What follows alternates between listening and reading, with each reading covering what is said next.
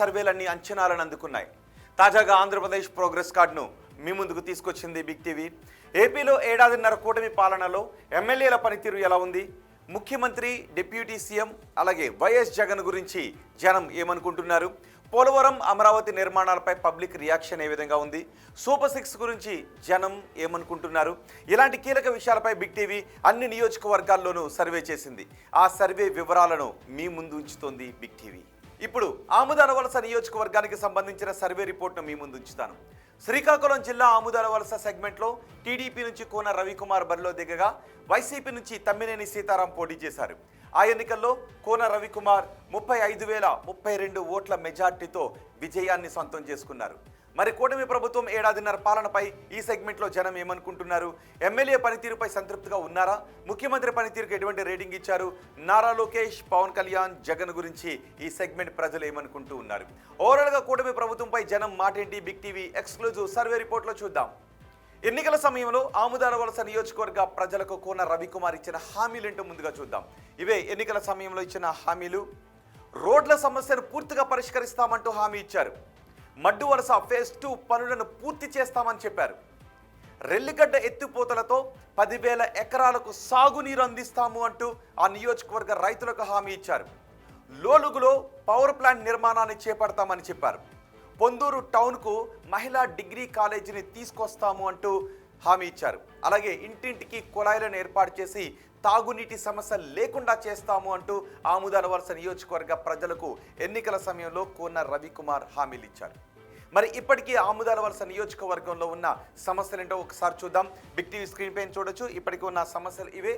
పొందూరు మండలంలో రెల్లిగడ్డ వంతెన ప్రమాదకరంగా ఉంది.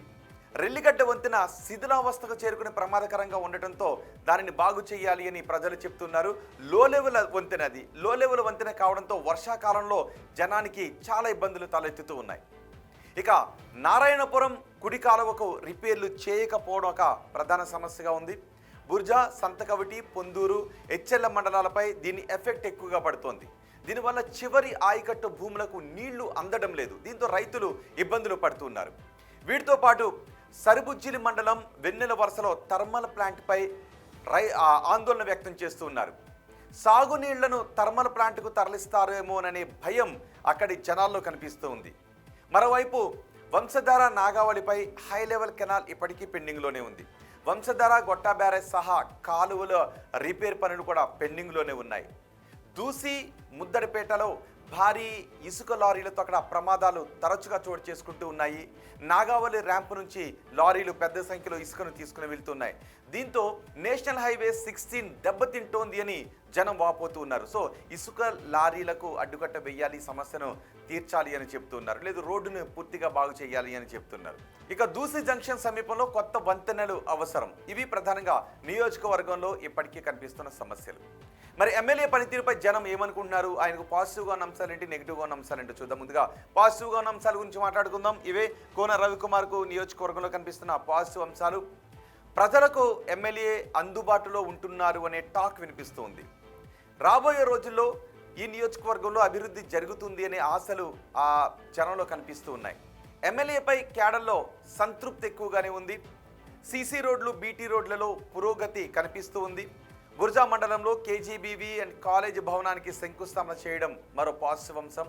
అలాగే వెన్నెల వలసలో మెగా థర్మల్ పవర్ ప్లాంట్ ప్రతిపాదన కూడా ఆయనకు నియోజకవర్గంలో పాజిటివ్గా ఉన్న అంశం. మరి నెగిటివ్గా ఉన్న అంశాలు ఏంటో మనం చూద్దాం. నెగిటివ్గా ఉన్న అంశాలు ఇవే. కేజీబీవీ ప్రిన్సిపల్ వ్యవహారంపై వివాదం చెలరేగింది, నన్ను వేధిస్తున్నారు అంటూ మహిళా ప్రిన్సిపల్ పెద్ద ఎత్తున ఆందోళనకు దిగటం గ్రౌండ్లో ఎమ్మెల్యేకు కొంత నెగిటివ్ ఇంపాక్ట్ చూపించింది అనే టాక్ వినిపిస్తోంది. అలాగే ఇసుక అక్రమ రవాణాకు చెక్ పెట్టకపోవడం మరో సమస్యగా కనిపిస్తోంది. మరోవైపు వెన్నెల వలసలో థర్మల్ ప్లాంట్పై అక్కడి జనం వ్యతిరేకత చూపిస్తూ ఉన్నారు. ఇది కూడా ఎమ్మెల్యేకు నెగిటివ్గా ఉన్న అంశాలు.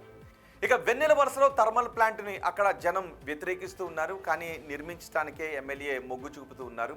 దీంతో కొంత వ్యతిరేకత కనిపిస్తూ ఉంది. ఇక ఎమ్మెల్యే పనితీరుకు ఆముదాల వలస నియోజకవర్గ ప్రజలు ఎన్ని మార్క్స్ ఇస్తున్నారో చూద్దాం. చాలా బాగుంది అని 4.5% మంది జనం చెప్తున్నారు. బాగుంది అని 2.3% మంది జనం అంటున్నారు. పర్వాలేదు అని 43.1% మంది జనం చెబుతూ ఉంటే బాగా లేదు అని చెబుతున్న వారి సంఖ్య 47.8%గా ఉంది.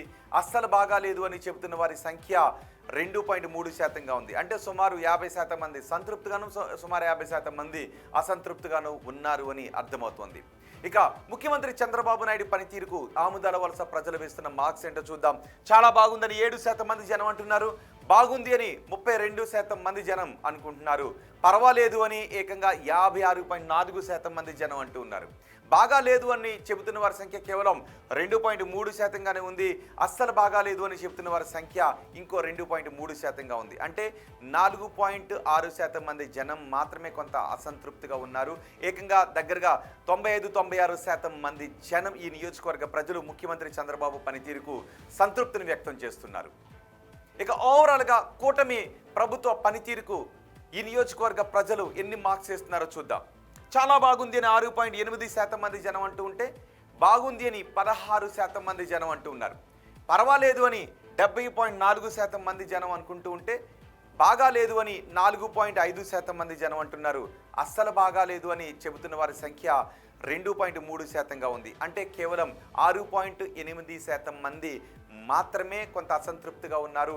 మిగిలిన దగ్గరగా 96% మంది ఓవరాల్గా ప్రభుత్వ పనితీరుకు సానుకూలంగా ఉన్నారు, సంతృప్తిని వ్యక్తం చేస్తున్నారు. కేవలం ఎమ్మెల్యే పనితీరుపై మాత్రమే 50-50 కనిపిస్తూ ఉంది. అటు చంద్రబాబు నాయుడు పనితీరు గురించి కానీ, కూటమి పనితీరు గురించి కానీ నియోజకవర్గ ప్రజలు సంతృప్తిగానే ఉన్నారు అనే విషయం అర్థమవుతోంది.